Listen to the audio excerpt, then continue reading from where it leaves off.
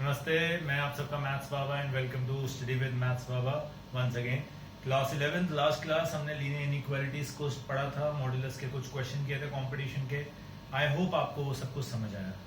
ठीक है, आज हम बहुत एक इंटरेस्टिंग चैप्टर स्टार्ट करने वाले हैं जो आप लोगों ने पहले किया हुआ है। सोचिए कौन सा है वो चैप्टर। वो चैप्टर है अरिथमेटिक प्रोग्रेशंस। आज जो हम चैप्टर स्टार्ट करने वाले हैं, जैसा कि मैंने 10th में बोला था, सीक्वेंस एंड सीरीज। अब एक चैप्टर आएगा जिसमें एपी भी आएगा, अरिथमेटिक प्रोग्रेशन, जीपी भी आएगा, ज्योमेट्रिक प्रोग्रेशन, स्पेशल सीरीज भी आएंगी, एचपी भी आएगा, हार्मोनिक प्रोग्रेशन, हम सब कुछ पढ़ने वाले हैं। तो आज is just a normal revision for you people how to do different type of questions. ठीक है जी, लेट्स स्टार्ट। जय माता दी, जय गुरु जी।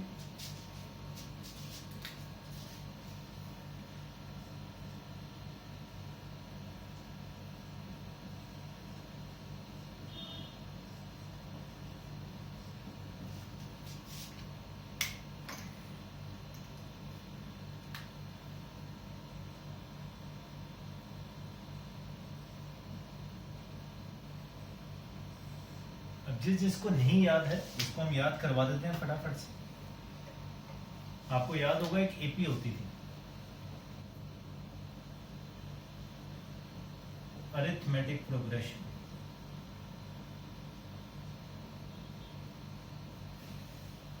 ए plus D, A plus 2d, A plus 3d and so on.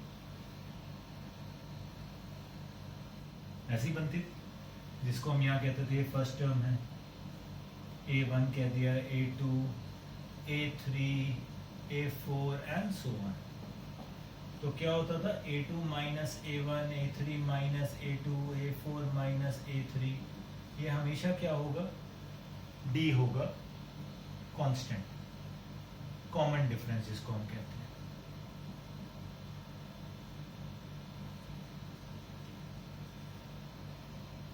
nth term का फॉर्मूला क्या होता था, a plus n minus one into d. Sn का फॉर्मूला क्या होता था, n by two, 2a plus n minus one into d, और n by two, a plus l, where l is my last. ये तीन फॉर्मूलाज हमने 10th class में पढ़े थे, वही तीन फॉर्मूलाज आज हम यूज करने वाले हैं और कुछ अलग अलग क्वेश्चंस करने वाले हैं। ठीक है जी, लेट्स स्टार्ट द गेम। जय माता। हमने कॉम्प्लेक्स नंबर पढ़ा, आइए पहला क्वेश्चन हम कॉम्प्लेक्स के साथ ही स्टार्ट करते हैं इसका।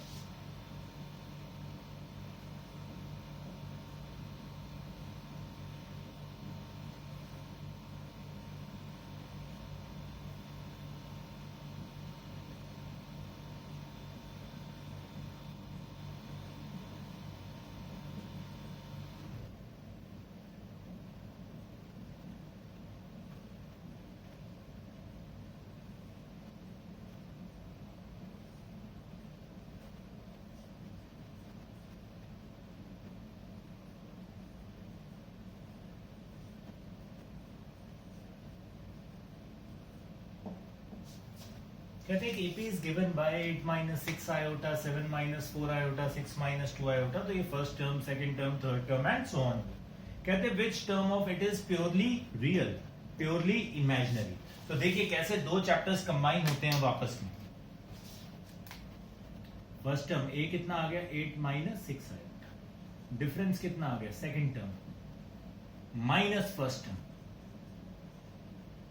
तो भैया ये हमारे पास क्या आ गया, 2 आयोटा हो गया, माइनस 1 भी हो गया। ठीक है, अब उसने कहा which term of it is purely real. पहले तो nth टर्म लिखते हैं। nth टर्म क्या होगी, a plus n minus one into T.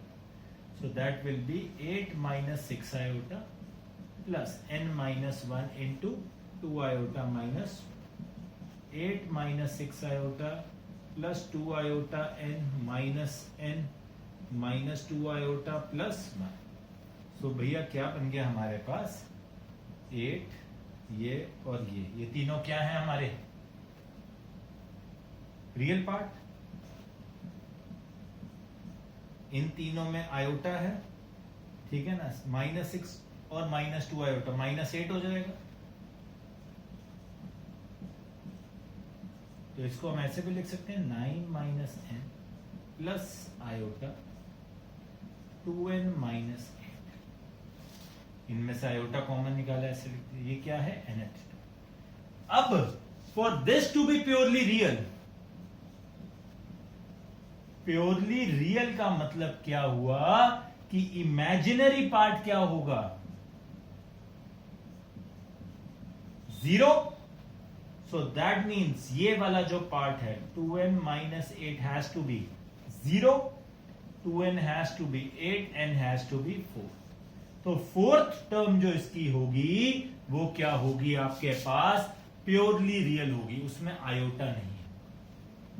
Purely imaginary, purely imaginary का मतलब क्या हुआ कि जो रियल पार्ट है वो क्या होना चाहिए? 0। रियल पार्ट यहां पे क्या है? ये रियल पार्ट है। 9 minus n has to be 0, my n will turn out to be 9, so ninth term will be purely imaginary, fourth term will be purely real। तो आज तक हमने 10th में ऐसा नहीं किया था। क्यों? क्योंकि हमारे को कॉम्प्लेक्स नंबर ही नहीं आते थे। अब हमने कॉम्प्लेक्स पढ़ा तो उसके साथ ही जुड़ गया क्वेश्चन कि भैया एपी के अंदर हम इसको कैसे यूज कर सकते हैं। क्लियर बात? जय माता। करिए।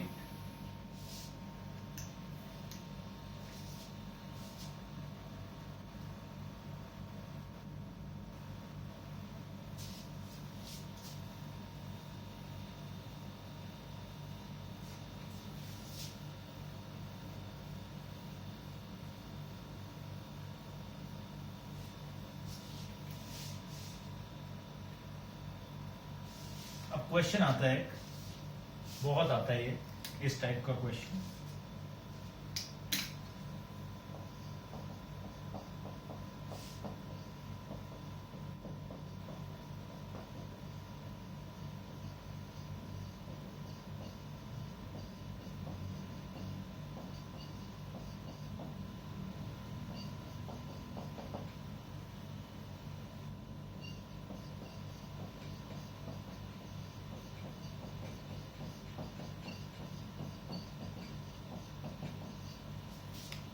Pth, Qth are at terms of an APR A, B, C respectively to prove A into Q minus R, B into R minus P plus C into P minus Q is 0। 90% of the बच्चा देख के छोड़ा था बेटा, भाई साहब मुझसे ना हो पाएगा। तुमने ऐसा नहीं बोलना कि मुझसे ना हो पाएगा। उसने बोला Pth टर्म A है तो ऑब्वियसली फर्स्ट टर्म को A तो नहीं ले सकते, तो मैंने फर्स्ट टर्म को यहाँ पे कैपिटल A ले लिया और डिफरेंस को मैंने क्या ले लिया? कैपिटल डी ले लिया, ताकि सिरदर्दी ना हो। ठीक है। अब भैया उसने कहा Pth term is A। Pth term का फॉर्मूला क्या हुआ? A plus Pappu minus 1 into D. यही वो। उसने कहा Qth टर्म इज बॉम्बे, तो मतलब A plus Q minus 1 into D is B। उसने कहा Rth टर्म क्या है? C। So A plus R minus 1 into D is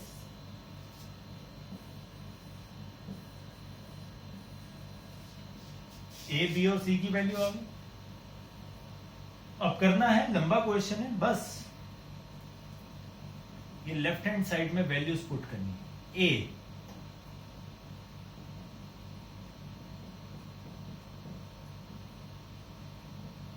ये मेहनत है, B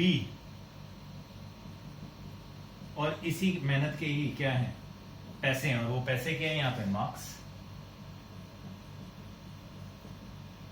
सी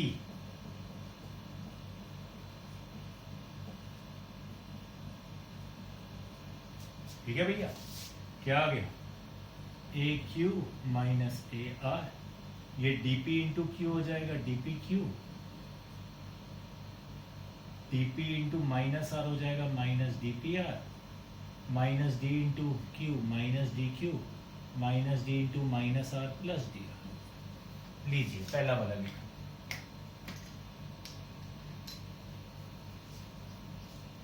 अगला वाला a into r, a r, a into minus p, d q into r, d q into minus p, minus D into r minus D into minus T, last A into P minus A into minus Q, D R into P D R into minus Q minus D into P minus D into minus Q plus D. ध्यान से देखिए,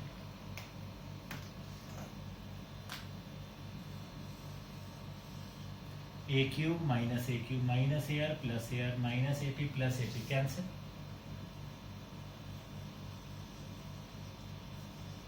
DP cube minus D P R plus D P R plus D Q R minus D Q R minus D cube plus d are minus D R plus D P minus D P, सब cancel होके क्या बन गया, zero. तो ऐसा question paper में बहुत डालते हैं। क्यों डालते हैं? सिर्फ इसलिए क्योंकि पता है बच्चे ने छोड़ देना है, बहुत मुश्किल क्वेश्चन आ गए, लुट गए, बर्बाद हो गए, हाय तौबा हो गई, ऐसा हो गया। भाई सिर्फ सॉल्व करना है, ठीक है ना। आप बड़ी क्लास में आ गए तो उन्होंने ऐसे गंदे क्वेश्चन डालने हैं आपको डराने के लिए। आप मेहनत करोगे, आप क्वेश्चन सॉल्व करोगे, वरना बैंड बच जाएगा। क्लियर? करिए ध्यान से।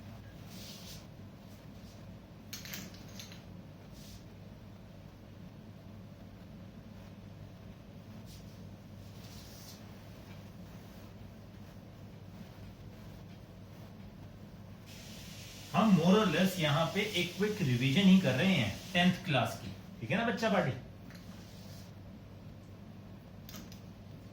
अब हमने 10th में एक और क्वेश्चन किया था इस टाइप का।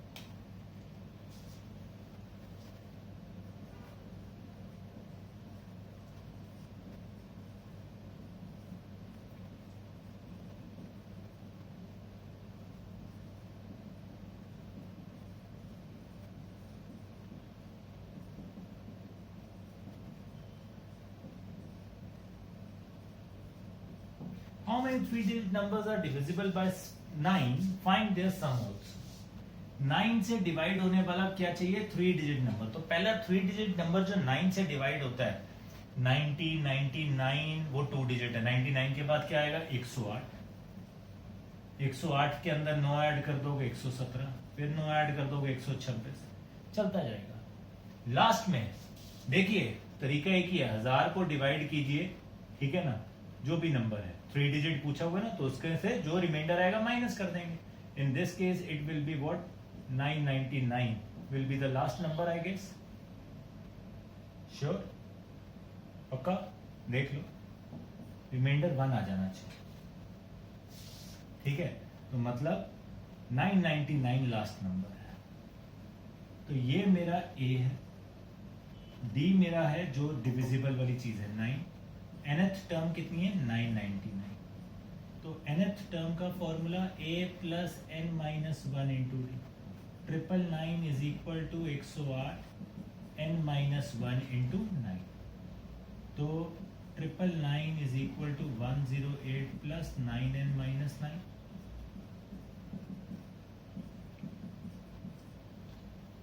नाइन बॉर्डर पर जाके माइनस हो जाएंगे, 900 रह जाएगा।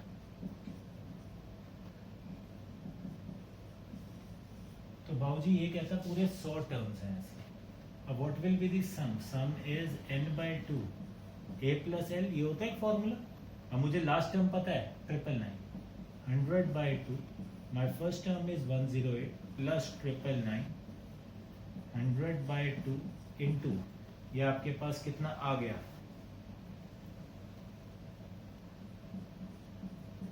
शायद ये आ गया। इसको हम सॉल्व करेंगे, इसको मल्टीप्लाई कीजिए DI/, इतनी मुश्किल कैलकुलेशन मुझे नहीं आती, ठीक है जी, and you get your answer. तो अब हमारे पास ऐसे क्वेश्चन भी आएंगे, हाउ मेनी नंबर्स ऐसा डिवाइड कर रहे हैं, क्या कर रहे हैं, तो हम किस तरीके से करते हैं, how do we go about it, हम इस तरीके से करेंगे। ठीक है बच्चा पार्टी, करिए ध्यान से।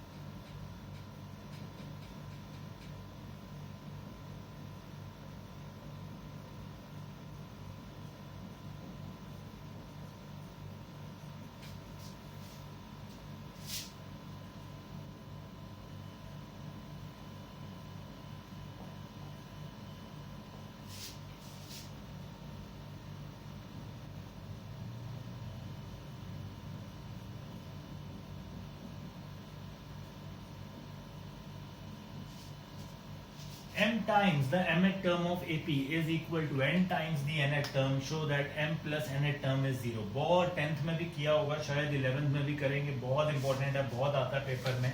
क्या कहता है? m times the mth term is equal to n times the nth term.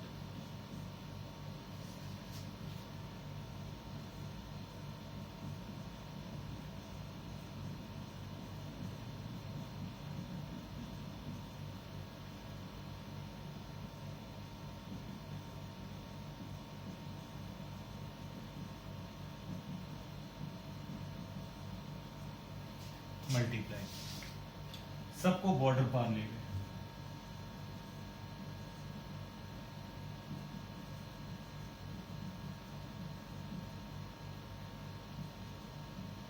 ये माइनस डी एन बॉर्डर पार जाएगा तो प्लस डी एन हो जाएगा. ध्यान से देखिए, ए कॉमन, डी कॉमन, यहां से अगर माइनस डी बाहर निकाल दे तो यहां बचेगा m minus a, m minus m plus d. इसको क्या लिख सकते हैं?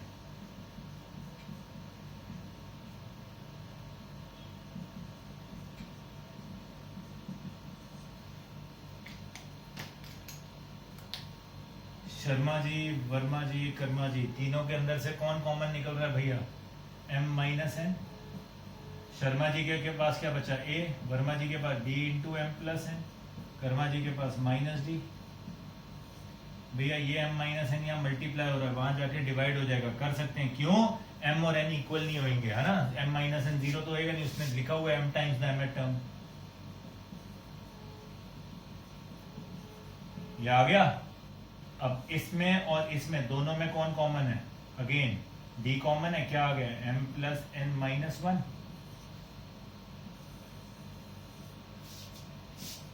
m प्लस nth टर्म क्या होती है? a plus m plus n minus 1 into d. उसकी ही तो वैल्यू लिखी है यहाँ पे, किसके इक्वल है? 0. हेंस प्रूव्ड कि भैया m times the mth term of AP is equal to n times the nth term. तो m प्लस nth टर्म की वैल्यू क्या आएगी? 0 आएगी. क्लियर? करिए नोट. जय माता दी.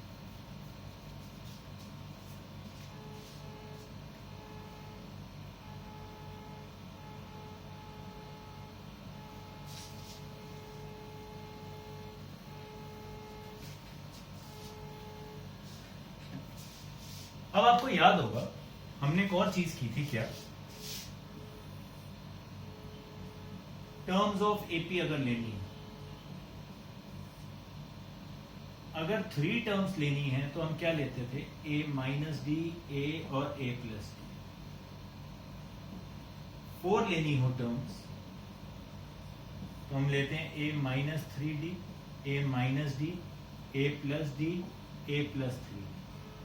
यहां पे हमारा कॉमन डिफरेंस 2d हो जाता है, यहां पे कॉमन डिफरेंस सिर्फ d रहता है. 5 टर्म्स करनी होंगी तो इसी के आगे 5 टर्म्स. ऑड वाले में भैया ऑड हमारा d होगा, इवन वाले के अंदर 2d हो जाएगा. तो अगर मेरे को वो लिखना होता तो मैं ऐसे लिखता. और क्यों करते हैं ऐसे? बिकॉज जब हम इनका सम करेंगे तो सारे d आपस में कैंसिल होके a की वैल्यू दे देंगे. सेम केस जब यहाँ इवन वाले में हम सबको ऐड करेंगे, सारे d कैंसिल हो जाएंगे. ठीक है जी. तो इसके ऊपर क्वेश्चन क्या आता है?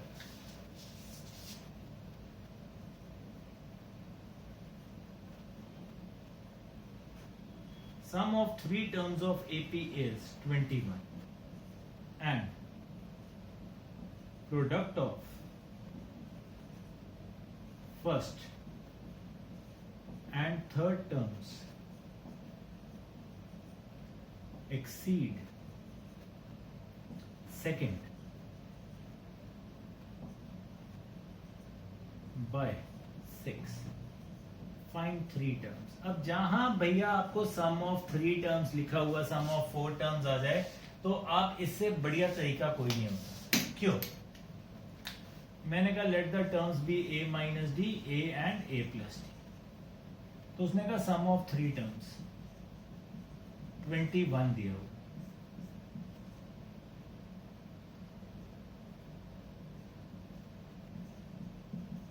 ये अंकल कितना आ गया 7। अब उसने इंग्लिश में बोला product of first and third terms.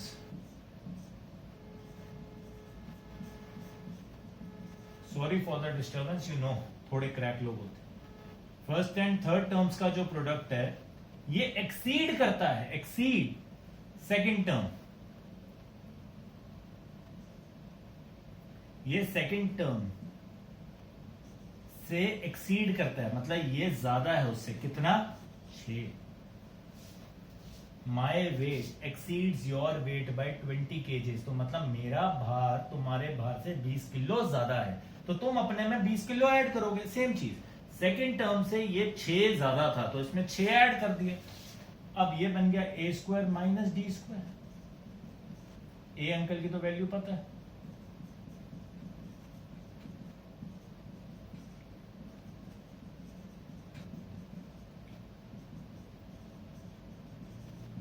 अब सारे पैसे यहां पे। d इज नॉट 6, ये पाप है, बल्कि ये गलत हो जाएगा। यहीं पे बच्चा गलती करके आएगा। d is plus minus 6। जब ये 4 नंबर में क्वेश्चन आएगा तो भैया 2 केस दिखाने पड़ेंगे, वरना आधे नंबर मिलेंगे। तो केस 1, जब d 6 है तो ये बन गया a minus D, that will B 7 minus 6 1, a 7, a plus d, that will B 7 plus 6 13। तो 1 7 13। और जब d माइनस 6 है केस 2, तो आपके पास क्या आ जाएगा? a माइनस डी कितना आ गया? 7 minus minus 6 that is 13, a 7, a plus D 7 plus minus 6 that is 1। तो 13 7 और 1। या तो हमारा आंसर 1 7 13 है और हमारा आंसर क्या है? 13 7 1। ये दोनों केस दिखाने पड़ेंगे तो आपको जाके फुल मार्क्स मिलेंगे, वरना मार्क्स नहीं मिलेंगे। सारे के सारे पैसे इस चीज के आते हैं। क्लियर बात? करिए ध्यान से।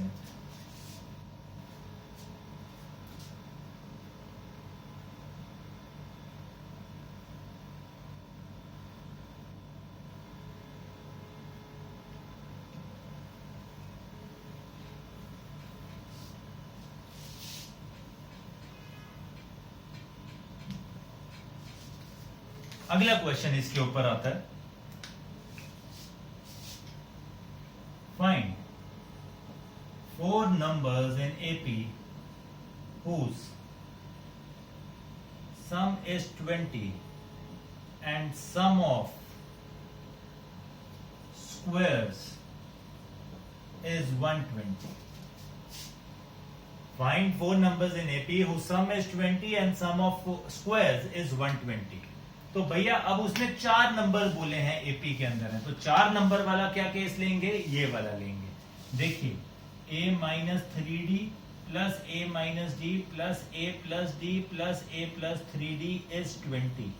अब ये जब लिया हमने 4a किसके इक्वल आ गया? 20, a आ गया बाऊजी 5 के। कहते sum of their squares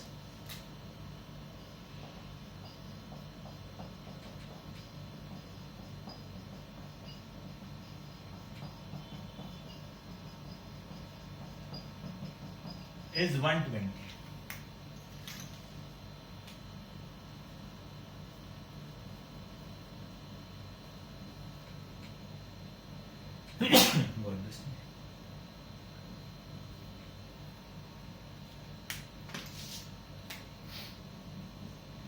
a square plus d square minus 2ad, ये a square plus d square plus 2ad, and this will be a square plus 9d square plus 6ad is 120. So what happens? Minus 6ad plus 6ad plus 2ad minus 2ad, सब जय माता दी। a square a square a square a square 4a square plus 9 10 11 20 d square। तो भैया क्या बना यहां से? 20d² is equal to 120 minus 4a²।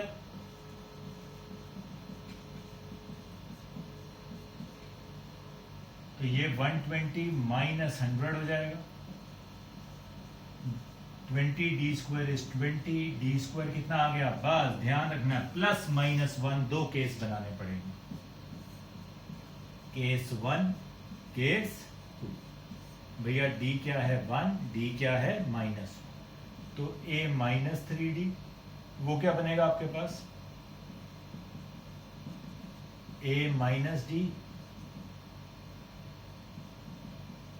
a plus d and a plus 3d। तो 2 4 6 8 इज माई आंसर। ऐसे ही यहाँ पे DIY है, यहाँ पे आपका आंसर आएगा 8 6 4 2। तो दोनों केस करने पड़ेंगे, दोनों दिखाने पड़ेंगे, सिर्फ तभी हम आगे क्वेश्चन कर सकते हैं, हमारे को पूरे मार्क्स मिल सकते हैं। Getting the point?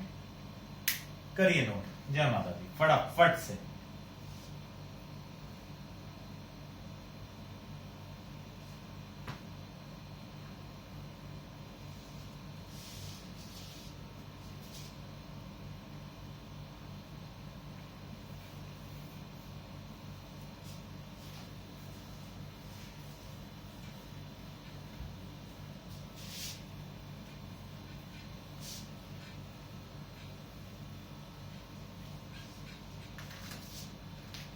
Next question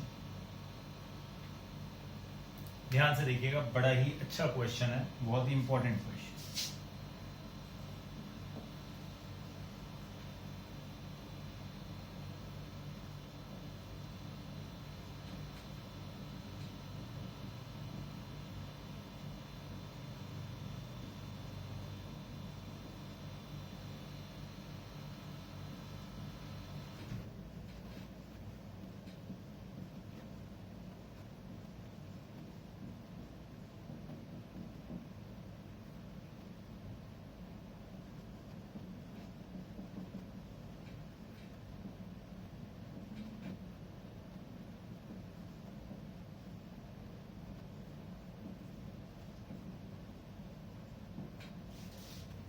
कहते हैं sum of first 4 terms of AP is 56, sum of last 4 terms of AP is 112, first term is 11, find number of terms। मतलब अब आपको यहाँ पे एक चीज दे दी, क्या? फर्स्ट टर्म A दिया हुआ है 11, ठीक है। फर्स्ट 4 टर्म्स मतलब A1 A2 A3 A4, a plus D, a plus 2d हो गया ये, और ये a प्लस 3d हो गया। अब यहाँ ये ऑलरेडी पता था इसलिए नॉर्मल लिखा हमने, ठीक है ना। a 4a plus 9d, sorry कितना आ गया 60। a हमें 11 दिया हुआ 44 हो गए, 6d कितना हो गया 12, d अंकल कितना आ गया?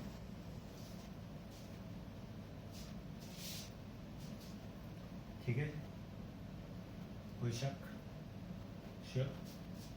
अब उसने कहा लास्ट 4 टर्म्स, तो लास्ट टर्म क्या होती है? nth term. उससे पहले वाली क्यों आएगी, उससे पहले वाली क्यों आएगी, और उससे पहले वाली क्यों आएगी? यही मतलब है। अब nth टर्म को कैसे लिखते हैं? n-1, एक कम हो जाता है, तो n-1th को कैसे लिखोगे? n-2। इसको कैसे लिखेंगे? n-3। और इसको कैसे लिखेंगे? a plus n-4। इनका सम है 112। तो a कितनी बार है? 4 बार, 4a प्लस। देखो सब में d है, तो d कॉमन निकाल दो, क्या आ गया?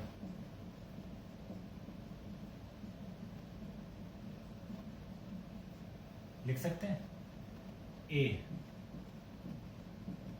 d की वैल्यू कितनी है 2, n 4n माइनस 7 9 10,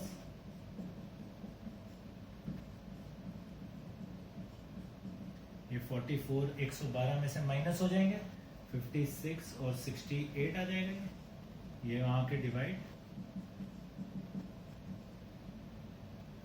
4n कितना हो गया 44, n कितना आ गया आपके पास। तो ऐसे कर लीजिए, करने को बहुत तरीके हैं, ठीक है ना। आप उल्टे 4 टर्म्स लेके d को -2 लेके वैसे भी कर सकते थे कि भैया लास्ट 4 टर्म्स है तो डिफरेंस आपका नेगेटिव करके भी ऐसे भी होता है, बहुत स्टाइल है करने के।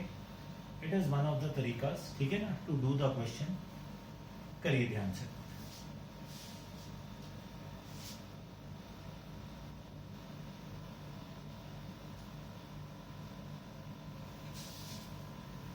चलिए second last question of the day, बहुत इंपॉर्टेंट है।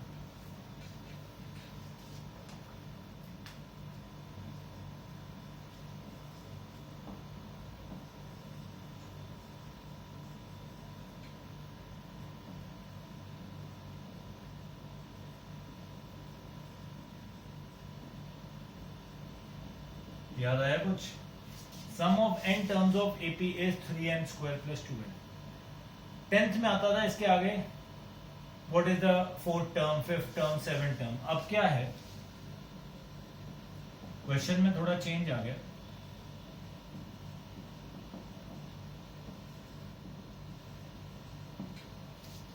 कहते हैं n टर्म्स का सम है 3n square plus 2n। mth term of AP है आपके पास 77। क्या फाइंड करना है? m फाइंड करना है, मंकी को फाइंड करना है, इस मदारी को फाइंड करना है। बाबूजी सम ऑफ n टर्म्स क्या है? 3n square plus 2n। याद कीजिए इसको, फंडा क्या होता है करने का। अगर आपको n टर्म्स का सम गिवन है, एक बार n की वैल्यू 1 डालोगे तो सम ऑफ 1 टर्म क्या आ गया यार? 1 टर्म का सम तो 1 टर्म ही हुई ना, फर्स्ट टर्म ही हुई, तो वो कितनी आ गई? 5। अब जब आप n की वैल्यू 2 डालोगे, ध्यान से समझना बात को, तो S2 कितना हो गया?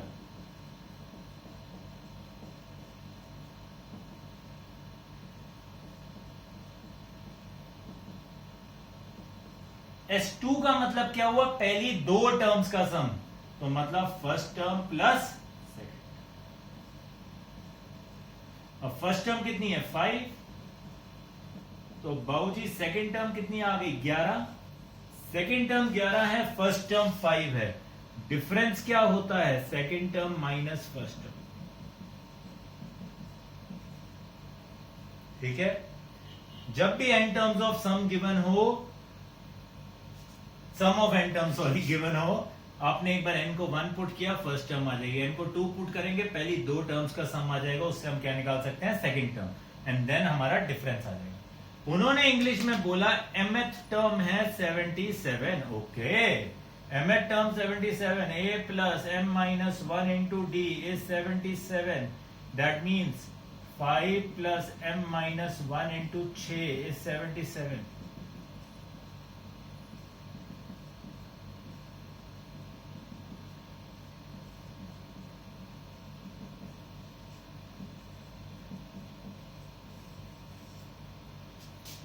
m कितना आ गया? 30।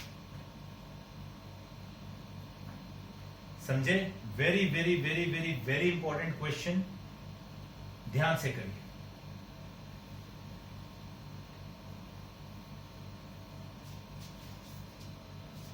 And now moving to the last question of the day. Again बहुत ज्यादा इंपॉर्टेंट क्वेश्चन है, इतनी बार कंपटीशन में आया ये क्वेश्चन इन वन वे और द अदर। पेपर में भी बहुत आता है, चाहे वो स्कूल का पेपर हो। समझना ध्यान से।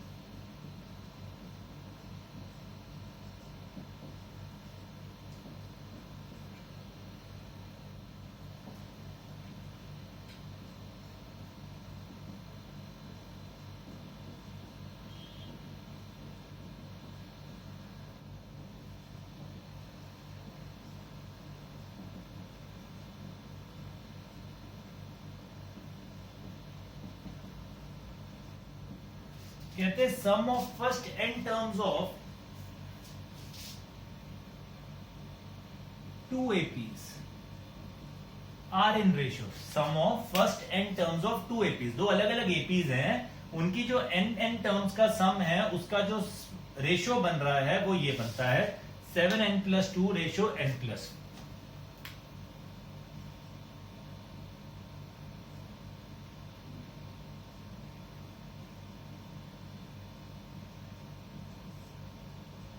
दो अलग अलग एपीज है, उनके सम ऑफ n टर्म्स का सम की रेशियोज ये है.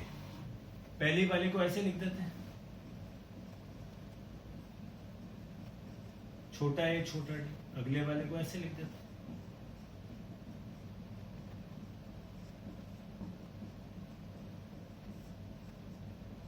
तो क्या हुआ, ये कैंसिल हो जाएगा, क्या रह गया भैया. अब पहला मन कर जाएगा क्रॉस मल्टीप्लाई करने का, भूल के भी ना कर देना, बर्बाद हो जाएंगे. क्यों, छोटा ए है, डी है, छोटा एन है, बड़ा ए है, बड़ा डी है. भाई साहब 1 2 3 4 5 वेरिएबल है, मर जाएंगे क्रॉस मल्टीप्लाई करके. महाभारत बन जाएगी, खिचड़ी बन जाएगी, कुछ नहीं होने वाला.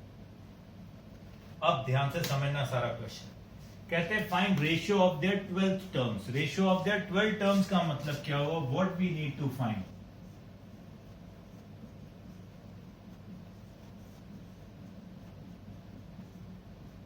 हमें ये निकालना है, यस और नो. 11 टर्म्स ये फाइंड करना है. यहां पे a है, यहां पे क्या है 2. अब ये 2 2 काटना देना कुत्तों की तरह. क्या करेंगे, इस पूरे खानदान में से 2 कॉमन निकाल दूं तो क्या बचेगा, a+n-1/2. यहां से 2 कॉमन निकला तो क्या आ गया, a+,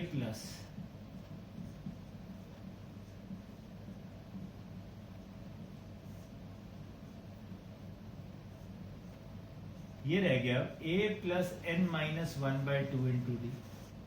capital a+n-1/2 into capital D. ये आ गया भैया. अब आप ध्यान से देखिए, मुझे यहां पे a+11d चाहिए, कैपिटल a+11 कैपिटल डी चाहिए. a+ यहां n-1/2 आया, यहां पे भी n-1/2 है. मतलब अगर n-1/2 की जगह 11 डाल दूं तो मेरा क्वेश्चन सॉल्व हो जाएगा. तो बस कहानी खत्म. n-1/2 इज 11, तो n-1 22. n कितना आ गया, 23. तो ये क्या बन जाएगा आपके पास, a+11d over a+11 capital D is 7 into 23 + 2, 23 + 4. ये कितना आ गया आपके पास,